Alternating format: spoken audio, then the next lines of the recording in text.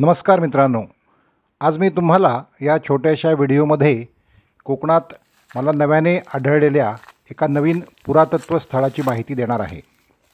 कोकणामध्ये प्रागैतिहासिक काळात मानवी उत्क्रांतीबाबत कोणत्या घटना घडल्या, या प्रदेशात कोणत्या संस्कृती नांदून गेल्या, याबद्दल फारच कमी संदर्भ आढळतात.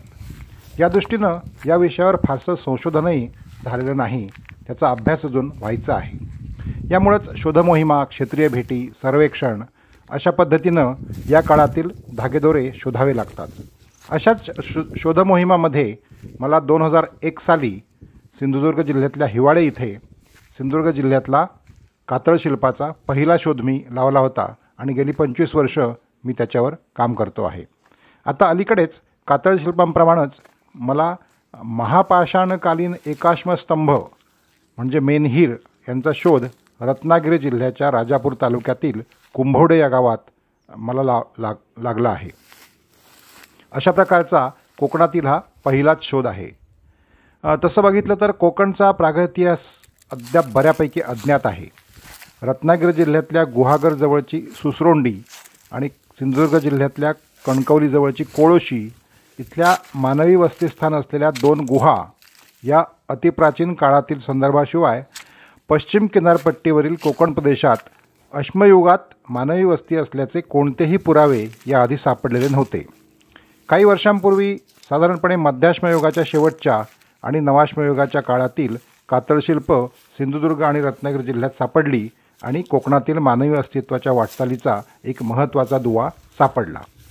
यावर्षी मला रत्नागिरी जिल्ह्यातल्या राजापूर तालुक्यातील कुंभवडे या गावामध्ये महापाषाण संस्कृतीच्या काळातील एकाश्म स्तंभ म्हणजे मेनहीर आढळले आहेत आणि अशा प्रकारचे एकाश्म स्तंभ कोकणात आढळल्याची ही पहिलीच घटना आहे.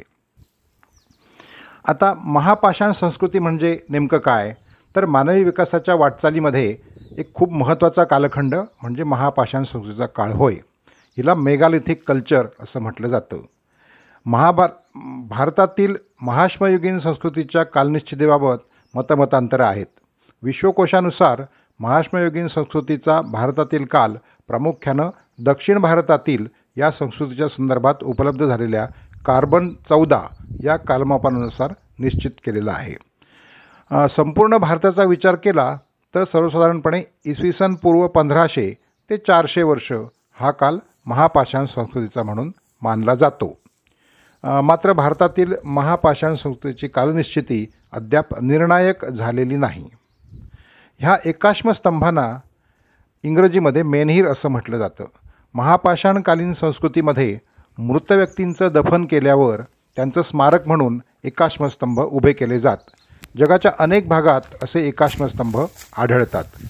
मोठे दगड म्हणजे मेगालिथ जमिनीत उभे पुरले जात असत.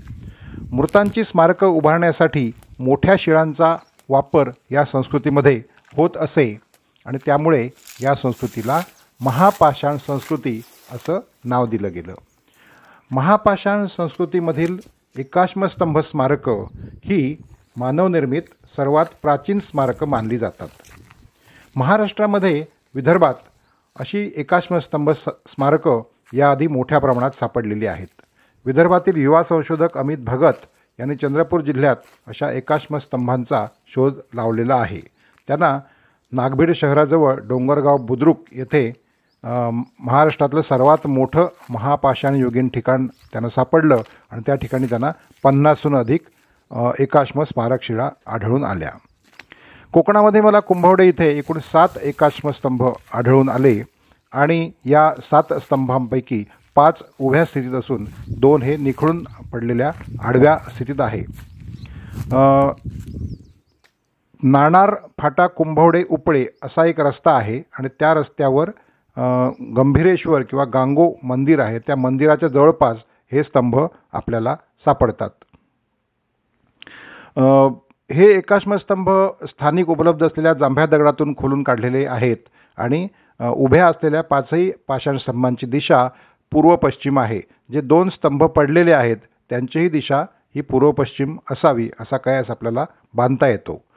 अशा पद्धतीनं पश्चिम किनारपट्टीवर कोकणात पहिल्यांदाच एकाश्मस्तंभ स्मारकांचा शोध लागलेला आहे.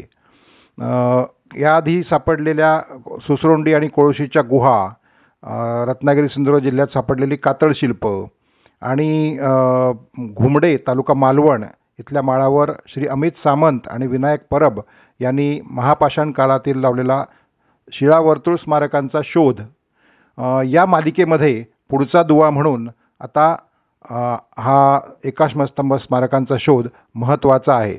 यामुळे महापाषाण काळात पश्चिम किनारपट्टीवर असलेले मानवी समूह, त्यांच्या श्रद्धा, उपासना पद्धती, वर्तन पद्धती आणि त्यांची संस्कृती यांच्या अभ्यासात हा शोध महत्त्वाचा ठरेल अशी मला खात्री आहे. महापाषाण काळात म्हणजे अंदाजे इसवी सन पूर्व 1500 ते 400 या दरम्यान कोकण प्रदेशात मानवी समूह स्थायिक झाले होते आणि ते एकाश्मस्तंभ स्मारकं उभारत होते, हे सुद्धा या संशोधनानं सिद्ध झालेलं आहे. अशाच प्रकारचे आणखी एकाश्मस्तंभ स्मारकं या प्रदेशात सापडण्याची शक्यता आहे. आतापर्यंत कोकणात सापडलेली मानवी वस्तीस्थानं, गुहा, दगडी शस्त्र, शिळावर्तुळं, कातळ शिल्प आणि हे एकाश्मस्तंभ यांचं शास्त्रशुद्ध सर्वेक्षण, संशोधन आणि अर्थान्वयन होणं अतिशय आवश्यक आहे. यामुळं कोकण प्रदेशातील मानवी संस्कृतीच्या अस्तित्वावर नवा प्रकाश पडू शकेल. या सर्व ठिकाणांचं संरक्षण आणि जतन करण्यासाठी शासनानं ही ठिकाणं राज्य संरक्षित स्मारक म्हणून जाहीर करायला पाहिजेत. अज्ञान, अनास्था, जमिनींची विक्री आणि विकास, खाणी, विविध प्रकल्प या पुरातत्व स्थळांचं नुकसान होण्याची किंवा ती नष्ट होण्याची शक्यता आहे.